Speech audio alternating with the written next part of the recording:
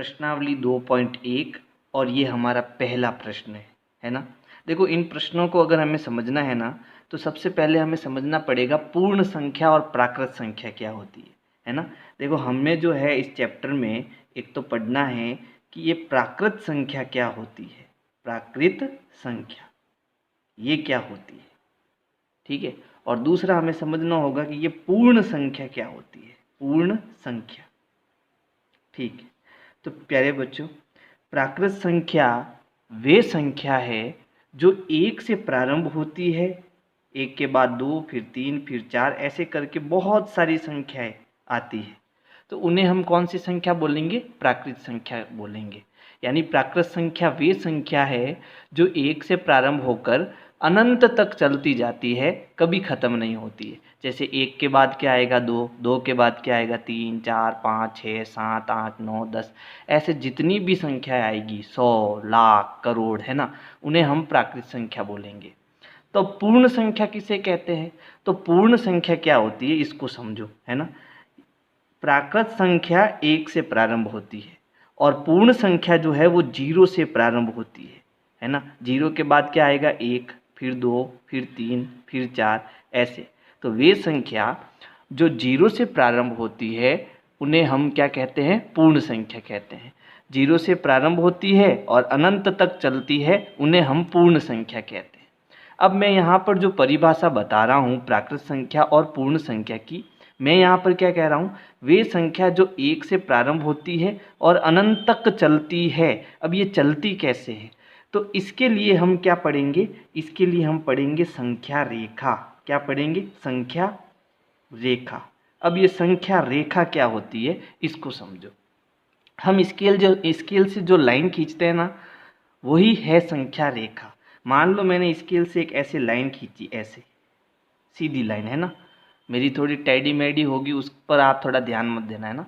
जो सीधी लाइन होती है उसी को हम संख्या रेखा बोलते हैं।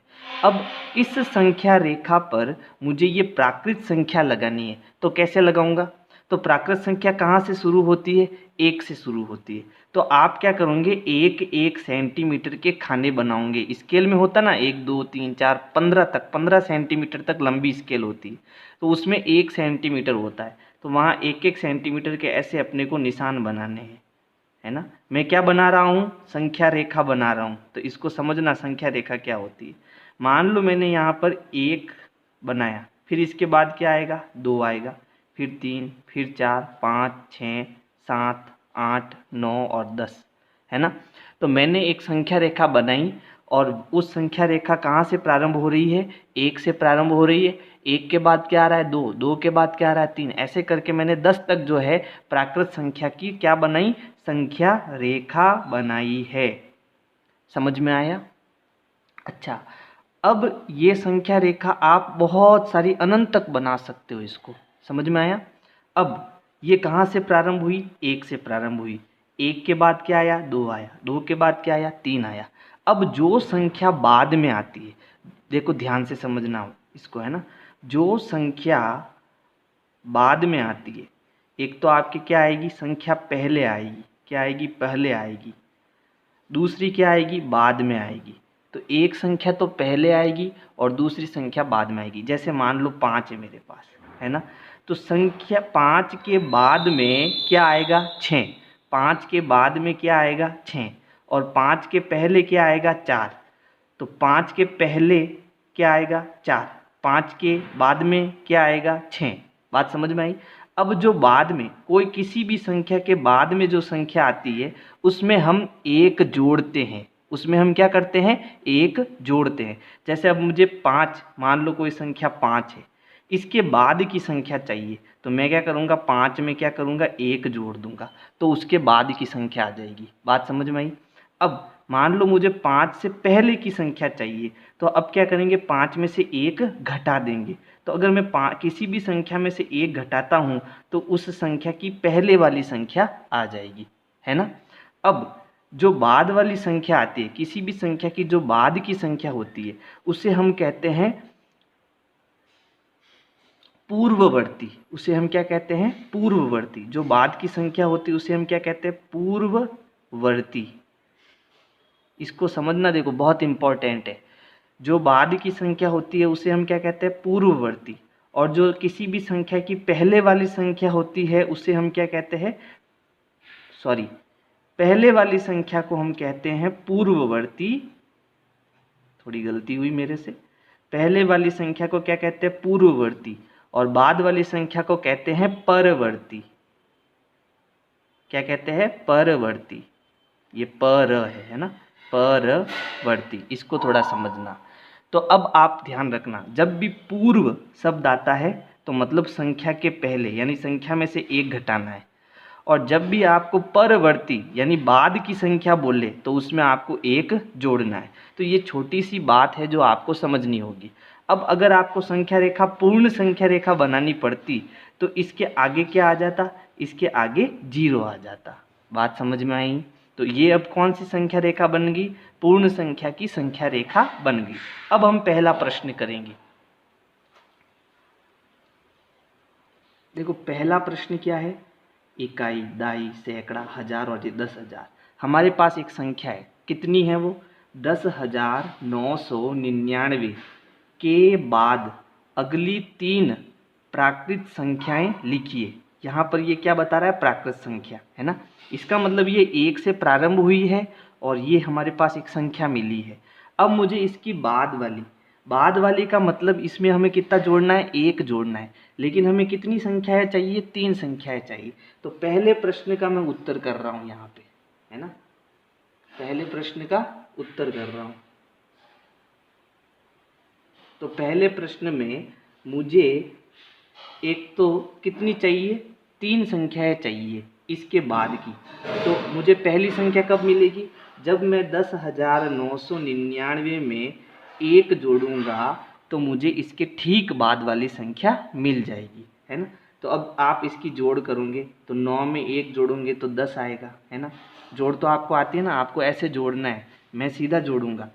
जैसे आप कैसे जोड़ोगे, देखो यहाँ पर संख्या है 10,999, इसमें आपको 1 जोड़ना है।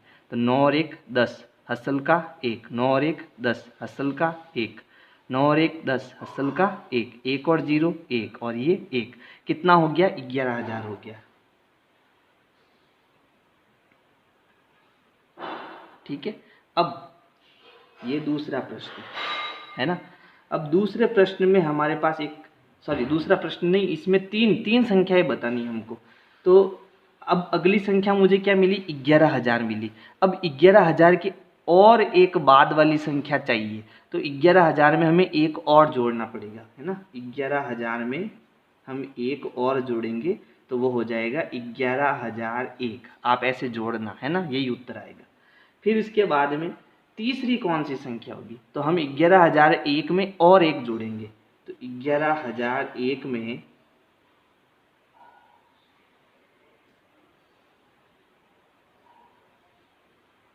11,001 में एक और जोड़ेंगे तो ये हो जाएगा 11,002।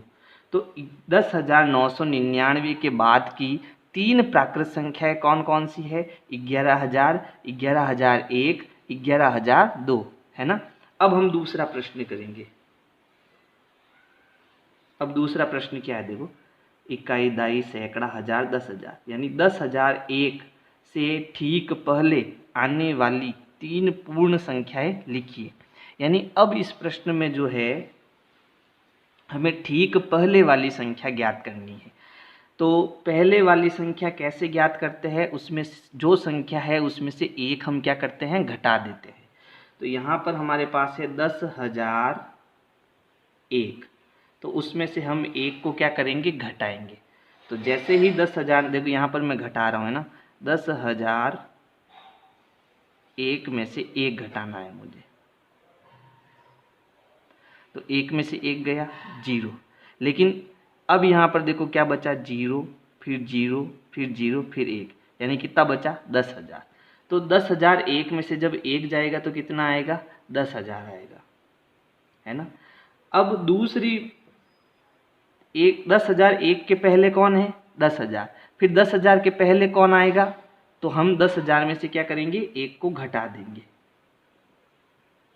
तो देखो 10,000 में से एक को घटाएंगे तो 10 में से 1 गया 9, लेकिन ये 0 में से 1 नहीं जाता तो हमने उधार लिया। ये उधार कहाँ से लिया? इसमें से लिया। तो ये इसको देगा, फिर इसको देगा, फिर इसको देगा, तो यहाँ पर 1 आएगा, तो ये कितना हो जाएगा? 10। समझ में आया? तो ये 10 में से 1 गया, 9 बचेगा। अब यहाँ भी नहीं जाएगा तो ये भी उधार देगा, है ना। लेकिन अब की बार इसमें कितना बचेगा? 9। फिर इसमें भी कितना बचेगा? 9। और यहाँ पर भी कितना बचेगा? 9। ये थोड़ा ध्यान रखना। तो यहाँ सब जगह कितना आ जाएगा? 9। तो ये कितना हो गया? 9,999, है ना। कितना हो जाएगा? 9,999। तो 10,001 में से 1 जाएगा तो कितना बचेगा? 9,999। फिर इसके ठीक पहले वाली चाहिए, तो इसमें से 1 और घटा दो, है ना। तो इसमें से 1 घटाएंगे तो हो जाएगा 9,998। ये आपके दूसरे प्रश्न का उत्तर हो जाएगा।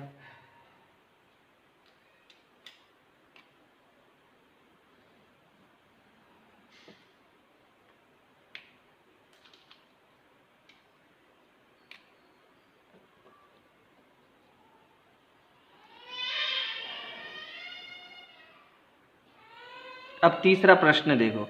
तीसरा प्रश्न है, सबसे छोटी पूर्ण संख्या कौन सी है? तो देखो, पूर्ण संख्या कहाँ से शुरू होती है?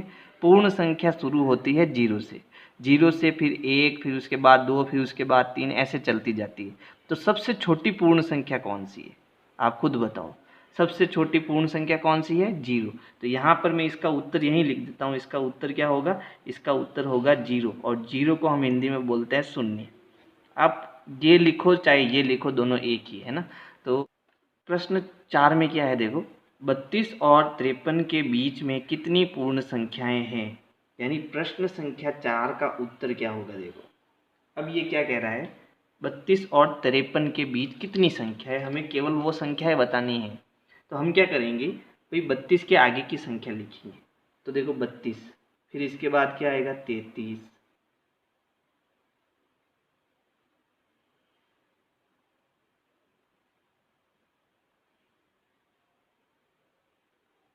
ये गिनती हम लिखेंगे 42, फिर 43, 44, 45, 46, 47, 48, 49, फिर 50, हमें कितनी कह रहा है? 53, 51, फिर 52 और फिर कितना आएगा? 53।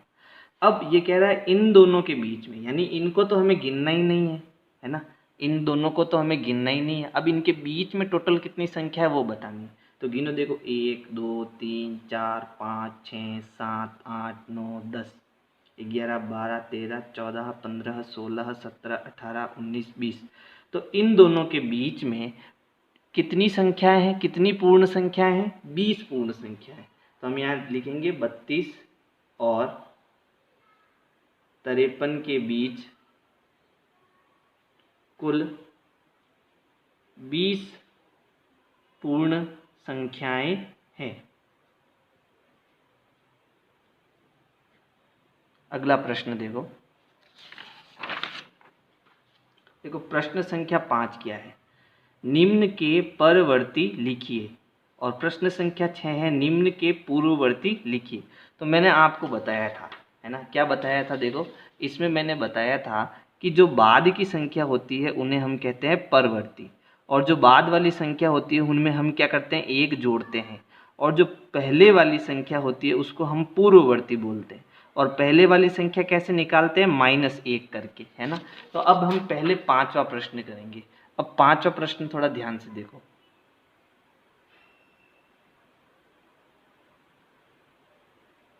देखो 5वां प्रश्न क्या है कि निम्न के परवर्ती लिखिए। परवर्ती मतलब बाद वाले, है ना। परवर्ती का मतलब होता है बाद की संख्या, बाद की संख्या। तो हम पहले प्रश्न संख्या 5 करेंगे, है ना। 5 का उत्तर लिखेंगे। तो 5 में ए हमारा कितना है देखो, इकाई, दहाई, सैकड़ा, हजार, 10,000, लाख, 10 लाख। तो संख्या है 24,40,701। ये हमारी संख्या है। और इसके बाद की संख्या चाहिए। तो बाद की संख्या चाहिए तो इसमें हम क्या करेंगे? 1 जोड़ देंगे। बाद की संख्या कब मिलती है? जब हम इसमें 1 जोड़ते हैं।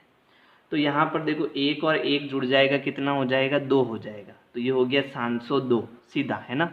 आप ऐसे जोड़ के देखना, यही आएगा। तो ये हो गया 24 लाख, इसका उत्तर क्या होगा? 24,40,702, है ना। फिर बी वाला देखो, बी वाला क्या है? इकाई, दाई, सैकड़ा, हजार, 10,000, लाख। संख्या है 1,01,99। इस संख्या की पूर्व परवर्ती संख्या कैसे ज्ञात करनी? एक जोड़ दो, है ना, इसमें एक जोड़ दो। तो इकाई, दाई, सैकड़ा, हजार, 10,000, लाख। 1,01,99 में जब एक जोड़ेंगे तो ये कितना हो जाएगा? देखो इसकी जोड़ करते हैं, एक जोड़ते हैं। 9 और 1 10, हसल का 1, 9 और 1 10, हसल का 1, 1 और 1 2, फिर 0 0 1, यानी 1,02,000 हो जाएगा। कितना हो जाएगा? 1,02,000। अच्छा, अब सी वाला करते हैं। सी वाला क्या है? देखो, इकाई, दाई, सैकड़ा, हजार, 10,000, लाख, 10 लाख। तो ये है 10,99,999। इसकी बाद की संख्या, तो क्या करेंगे? एक जोड़ देंगे। तो 9 और 1 हो जाएगा 10, हसल का 1, 9 और 1 10, हसल का 1, 9 और 1 10, हसल का 1, ये भी 10 हो जाएगा, हसल का 1, ये भी 10 हो जाएगा, यहाँ 1 आ जाएगा, 1, फिर ये बचा 1। आप जोड़ करना, यही आएगा, है ना। तो ये हो गया इकाई, दाई, सैकड़ा, हजार, 10,000, लाख, 10 लाख, यानी 11 लाख। यानी 10,99,999 में जब हम एक जोड़ेंगे तो कितना होगा? 11 लाख होगा। अब डी देखो, डी है इकाई, दाई, सैकड़ा, हजार, 10,000, लाख, 10 लाख। ये है 23,45,670, है ना। इसमें एक जोड़ेंगे तो इसके बाद यानी परवर्ती संख्या आ जाएगी। तो ये 0 में एक जोड़ेंगे तो ये 1 हो जाएगा। तो यहाँ 671 हो जाएगा। 670 का कितना हो जाएगा? 671 हो जाएगा। तो ये हो जाएगा अपने पास 23,45,671। तो इस प्रकार से हमें इनके परवर्ती ज्ञात करने हैं। अब हमारे पास इनके पूर्ववर्ती ज्ञात करने हैं। देखो क्या होगा। ये प्रश्न संख्या 6 है। तो 6 में हमें क्या करना है? पूर्ववर्ती ज्ञात करना है। और पूर्ववर्ती का क्या मतलब होता है? पूर्ववर्ती संख्या का मतलब होता है पहले वाली संख्या, पहले वाली संख्या। अच्छा, पहले वाली संख्या कैसे ज्ञात करेंगे? एक घटाकर, एक घटाकर, है ना। तो जैसे ए है, देखो 94, तो इसके पूर्ववर्ती संख्या यानी -1 कर दो। तो 94 में से 1 गया, कितना हो गया? 93। बी देखो, अब यह है इकाई, दाई, सैकड़ा, हजार, 10,000, ये है 10,000, है ना। तो 10,000 में से 1 गया, तो 10,000 में से 1 घटाने पर क्या आता है? 9,999, 9,999। सी देखो, सी में है इकाई, दाई, सैकड़ा, हजार, 10,000, लाख। तो ये हो गया 20,08,090। 20 इकाई, दाई, सैकड़ा, हजार, 10,000, लाख, सॉरी, ये है 2,08,090, है ना। 2,08,090। इसमें हमें क्या करना है? एक घटाना है। क्या करना है? एक घटाना है। जैसे ही एक घटाएंगे तो हमें क्या मिल जाएगा? इसका पूर्ववर्ती संख्या मिल जाएगा। अब ये 90 है, तो 90 में से एक गया, क्या बचेगा? 89 या 89, है ना। तो यह कितना हो जाएगा? 2,08,089 या 89। फिर डी क्या है? डी है इकाई, दाई, सैकड़ा, हजार, 10,000, लाख, 10 लाख। 76,54,300, कितना है? 76,54,321। इसमें से हम एक घटाएंगे तो ये एक चला जाएगा, है ना। कितना बचा? 21 का कितना हो जाएगा? 20 हो जाएगा। तो ये हो गया 76,54,320। अब प्रश्न संख्या हम करेंगे 7। प्रश्न 7 देखो क्या है। संख्याओं के निम्नलिखित युग्मों, युग्मों का मतलब होता है जोड़ा, ये हमें सब जोड़े में दिए हुए है ना। तो संख्याओं के निम्नलिखित युग्मों में से प्रत्येक के लिए संख्या रेखा पर कौन सी पूर्ण संख्या अन्य संख्याओं के बाईं ओर स्थित है? इनके बीच में उपयुक्त चिन्ह छोटा बड़ा का प्रयोग करते हुए इन्हें लिखिए, है ना। बहुत अच्छा प्रश्न है, देखो बहुत इजी भी है। हमें ये बताना है इन संख्याओं को, पहले तो हमें संख्या रेखा पर बताना है कि ये बाईं ओर है या दाईं ओर है। अब इसको समझो, ये बायां और दायां क्या होता है। जो आपके कागज का पेपर है ना, जो आपके कागज का पेपर है उसमें ये, जैसे मैं यहाँ पर संख्या रेखा बनाता हूँ, ठीक है, ये संख्या रेखा हो गई। यहाँ से मान लो मैंने प्राकृत संख्या ली 1 2 3 4 5 6, ठीक है। अब मैंने कोई भी एक संख्या ले ली, जैसे मैंने ले ली 3, ठीक है। तो 3 के इधर वाली जो संख्या होगी उन्हें हम कहेंगे बाई संख्या। क्या कहेंगे? बाईं ओर, है ना, बायां पक्ष। और 3 के इधर जो भी बड़ी संख्या होगी वो होगी दाईं ओर। कहाँ होगी? दाईं ओर। आप तो ये समझ लो कि जो बड़ी संख्या होगी वो दाईं ओर होगी और जो छोटी संख्या होगी वो बाईं ओर होगी। ये बायां है इधर वाला भाग और ये वाला भाग क्या है? दायां भाग। ये वाला भाग बायां और ये वाला भाग दायां। किसी भी संख्या की जो छोटी संख्याएं होगी वो बाईं भाग में होगी और जो संख्या है उसके इधर वाली जो संख्या होगी वो दाएं भाग में होगी और वो सब बड़ी संख्या होगी, है ना। ये बात समझ में आई? अब इस पहले प्रश्न को देखो, करो ध्यान से इनको। जैसे ए वाला प्रश्न देखना आप। ए में यहाँ पर कितना है? 530 और ये कितना है? 502। बताओ इन दोनों में बड़ा कौन है? 530 बड़ा है और 503 छोटा है। तो बड़ा कौन है? 530 और छोटा कौन है? 503।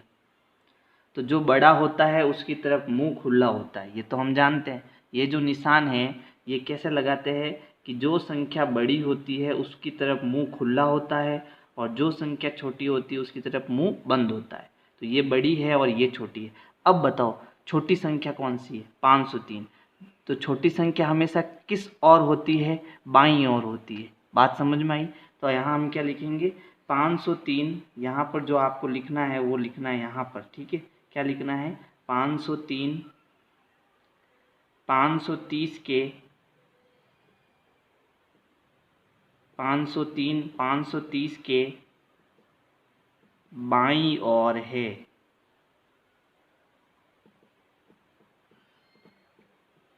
ठीक है, ये बाईं ऐसा लिखा हुआ है तो आप भी ऐसा लिख देना, है ना। दोनों एक ही है वैसे यहाँ पर जो लिखा हुआ है वैसा लिखो तो बढ़िया होगा। तो यहाँ लिख देना बाईं ओर है। फिर बी वाला करते हैं। अब बी वाला देखो, यहाँ पर कितना है? 370 और यहाँ कितना है? 307। अब बताओ बड़ा कौन है? 370 बड़ा है तो ऐसा निशान आएगा, है ना। 370 बड़ा है। अब जो संख्या छोटी है, कौन सी छोटी है? 307। बड़ी कौन सी है? 370। तो अब जो संख्या बड़ी है ना, ये जैसे मान लो संख्या रेखा है तो 370 मान लो यहाँ पे है, तो इसके इस साइड में, है ना, 370 के बाद 369, 368, 365 और इस तरफ बाईं और कौन सा होगा? 307 होगा, है ना। समझ में आया? तो ये किधर होगा? बाईं ओर होगा। तो हम क्या लिखेंगे? 307 370 के बाईं ओर है। ये इसका उत्तर हो जाएगा, ठीक है। अब देखो सी क्या है? यहाँ पर इकाई, दाई, सैकड़ा, हजार, 10,000, 98,765। ये है 98,765। फिर यहाँ में निशान लगाना है, थोड़ी जगह छोड़ेंगे। और ये है 56,789। 56,789। अब ये 98,000 है और ये 56,000 है। साफ दिख रहा है कि बड़ा कौन है? 98,000 है। तो जो छोटा है ये वाली संख्या, ये बाईं ओर होगी और ये दाईं ओर। तो हम क्या लिखेंगे? 56,789 या 89 जो है वो 98,765 के किधर है? बाईं ओर है। बाईं ओर है। अब संख्या रेखा पर अपन इतनी सारी संख्या लिख तो नहीं सकते, लेकिन हम ये तो बता सकते हैं कि कौन बाईं ओर है कौन दाईं ओर है ना। इसलिए इस प्रश्न को ऐसे हमें समझाने के लिए बताया हुआ है। अब डी देखो।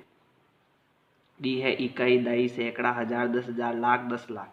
संख्या है 98,30,415। और दूसरी संख्या देखो, इकाई, दाई, सैकड़ा, हजार, 10,000, लाख, 10 लाख, करोड़।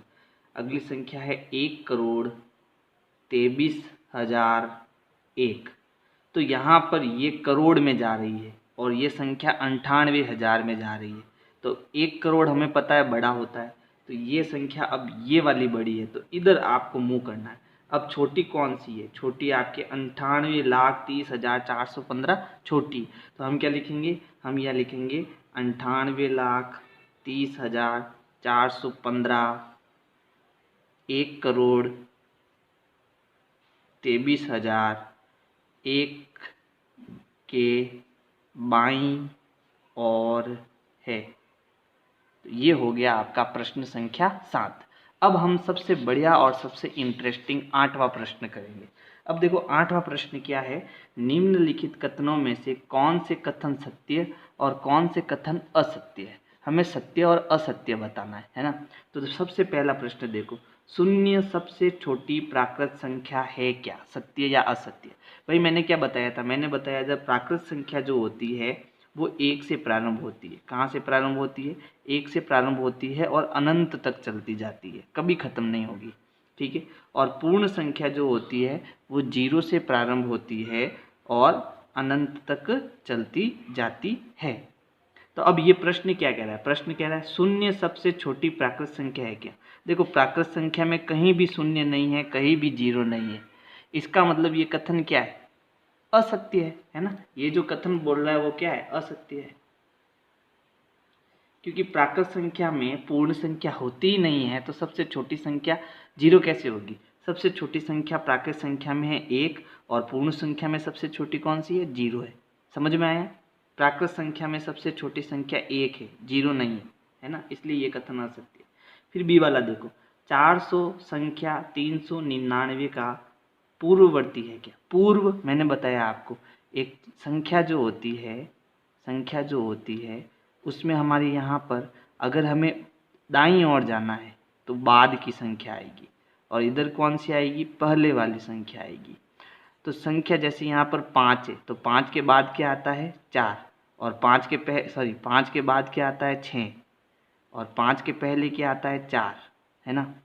तो अब बाद की संख्या को क्या कहते हैं? परवर्ती, और पहले वाली संख्या को क्या कहते हैं? पूर्ववर्ती, है ना। तो अब ये क्या कह रहा है? 400 संख्या 399 का पूर्ववर्ती है क्या? जैसे मान लो ये संख्या रेखा है, यहाँ कितना है? 400, तो यहाँ कितना आएगा? 399। ये इसके बाद में आएगा, है ना, पहले आएगा, है ना। तो अब यहाँ पर ये क्या है? पूर्ववर्ती, है ना। तो 400 संख्या 399 का पूर्ववर्ती है क्या? यानी कि ये जो 400 है ना, वो इसका पूर्ववर्ती है क्या? गलत। 400 399 का परवर्ती है, पूर्ववर्ती थोड़ी ना है। ये परवर्ती, ये पूर्ववर्ती, तो ये परवर्ती हुआ, पूर्ववर्ती थोड़ी ना हुआ, इसलिए ये भी कथन क्या है? असत्य है। अच्छा अब देखो, शून्य सबसे छोटी पूर्ण संख्या है, सत्य है ना। ये देखो शून्य सबसे छोटी पूर्ण संख्या है, तो ये कथन हमारा क्या हो जाएगा? सत्य हो जाएगा। अब ये वाला देखो, 600 संख्या 599 का परवर्ती है, तो यहाँ पर ये इधर आएगा 600 और इसके पूर्व क्या आएगा? 599। तो ये आपका परवर्ती होगा और ये आपका पूर्ववर्ती होगा, है ना। अब ये क्या कह रहा है? 600 संख्या 599 का परवर्ती है, तो कौन परवर्ती है? 600, है ना, सही है, 600 परवर्ती है, सत्य। अब अगला देखो, सभी प्राकृत संख्याएं पूर्ण संख्याएं हैं क्या? देखो इसको समझना, सभी प्राकृत संख्या ये सारी ले लो, है ना। क्या ये सारी संख्या पूर्ण संख्या में है क्या? बिल्कुल है ना। ये सारी संख्या इसमें है, इसलिए ये कथन सत्य है। अब इसका अगला कथन देखो, क्या सभी पूर्ण संख्या प्राकृत संख्या है क्या? सभी पूर्ण संख्या कितनी है? जो 0 से प्रारंभ होती है, यानी 0 1 2 3। तो क्या सभी पूर्ण संख्या प्राकृत संख्या है क्या? भाई 0 इसमें है लेकिन इसमें नहीं है, तो 0 प्राकृत संख्या थोड़ी ना हुई, है ना। भाई प्राकृत संख्या तो पूर्ण संख्या होगी क्योंकि इसकी सारी संख्या इसके अंदर है, लेकिन इसकी सारी संख्या इसके अंदर है क्या? नहीं है, इसलिए हम कहेंगे ये कथन क्या है? असत्य है। अगर आपको धीरे धीरे समझना है तो YouTube के ऊपर एक ऑप्शन है, आप मेरी वीडियो को स्लो करके भी देख सकते हो, है ना। तो अब जी वाला देखो, जी क्या है? दो अंकों की पूर्ण संख्या का पूर्ववर्ती एक अंक की संख्या कभी नहीं हो सकती। इसको बड़े अच्छे से समझना है ना। ये कहता है दो अंकों की पूर्ण संख्या का पूर्ववर्ती, पूर्व का मतलब होता है बाद वाली, पूर्व का मतलब बाद वाली। तो दो संख्या की मैंने जैसे कोई संख्या ले ली 10, ये दो अंकों की संख्या है ना। और 10 के पहले, सॉरी 10 के बाद में क्या आता है 11, और 10 के पूर्व क्या आता है 9। अब 10 एक अंक की संख्या है और 10 दो अंक की संख्या है और 9 एक अंक की संख्या है ना। तो अब ये क्या कह रहा है, दो अंकों की पूर्ण संख्या का पूर्ववर्ती। तो यहाँ पर दो अंकों की संख्या कौन थी 10, और इसका पूर्ववर्ती संख्या क्या है 9। एक अंक की संख्या कभी नहीं हो सकती, ये हो गई ना, हो गई ना, है ना। इसलिए ये कथन क्या है, असत्य है। एक सबसे छोटी पूर्ण संख्या है, एक सबसे छोटी प्राकृत संख्या है, पूर्ण संख्या थोड़ी ना है ना। 0 सबसे छोटी पूर्ण संख्या है, तो एक सबसे छोटी प्राकृत संख्या है, पूर्ण संख्या नहीं है। तो यहाँ पर ये कथन क्या हुआ, असत्य हुआ। अब ये है आई वाला, देखो प्राकृत संख्या एक का कोई पूर्ववर्ती नहीं होता। तो यहाँ पर प्राकृत संख्या कहाँ से शुरू होती है, एक से, है ना। और एक के आगे कोई संख्या आपको दिखाई दे रही है क्या प्राकृत संख्या में, नहीं दिखाई दे रही है ना। तो यहाँ पर जो ये लिखा हुआ है एकदम सही लिखा हुआ है, प्राकृत संख्या एक का कोई पूर्ववर्ती नहीं होता, सत्य। फिर पूर्ण संख्या एक का कोई पूर्ववर्ती नहीं होता। तो पूर्ण संख्या में देखो एक का पूर्ववर्ती क्या है 0, एक का पूर्ववर्ती क्या है 0 होता है ना। पूर्ववर्ती होता है, जबकि ये कह रहा है पूर्ववर्ती नहीं होता है, क्या होता है भाई। इसलिए ये कथन क्या है, सत्य है, असत्य है, ये कथन असत्य है। अच्छा, अब के वाला देखो, पूर्ण संख्या 13 संख्याओं 11 और 12 के बीच में है क्या। भाई संख्या जब हम लिखते हैं तो क्या आता है 11, फिर 12, फिर 13। अब ये कह रहा है ये 13 जो है 11 और 12 के बीच में है क्या, गलत, ये बीच में है ही नहीं। ये तो 11 और 12 का परवर्ती है ना, आगे वाला है, बाद वाला है, इसलिए ये इसके बीच में नहीं है, अतः ये कथन असत्य है ना। फिर आई देखो, एल देखो, एल पूर्ण संख्या 0 का कोई पूर्ववर्ती नहीं है ना। तो हम जानते हैं कि पूर्ण संख्या कहाँ से होती है, 0, 1, 2, 3, 0 से शुरू होती है। अब 0 का कोई पूर्व होगा क्या, नहीं होगा, क्योंकि 0 का सबसे छोटी संख्या, पूर्ण संख्या का सबसे छोटी संख्या क्या है 0 है, और 0 का पूर्ववर्ती नहीं होता है, इसलिए ये कथन क्या है, सत्य है ना। फिर हम देखो, दो अंकों की संख्या का परवर्ती सदैव दो अंकों की एक संख्या होती है। तो ये कथन सत्य या असत्य, हम लेते हैं 99। कितना लेते हैं, 99। 99 के पहले क्या आता है 98, इसको समझना देखो। फिर 99 के बाद में क्या आता है 100 आता है ना। ये दो अंकों की संख्या, ये तीन अंकों की संख्या। अब प्रश्न क्या कह रहा है, दो अंकों की संख्या का परवर्ती, परवर्ती यानी कि बाद वाला। तो ये दो अंकों की संख्या की बाद वाली संख्या कौन सी है, 100 है। तो परवर्ती सदैव दो अंकों की एक संख्या होती है, तो सदैव दो अंकों की होती है कि गलत, तीन अंकों की भी हो सकती है ना। तो यहाँ पर हम कहेंगे असत्य, ये कथन क्या आया, असत्य।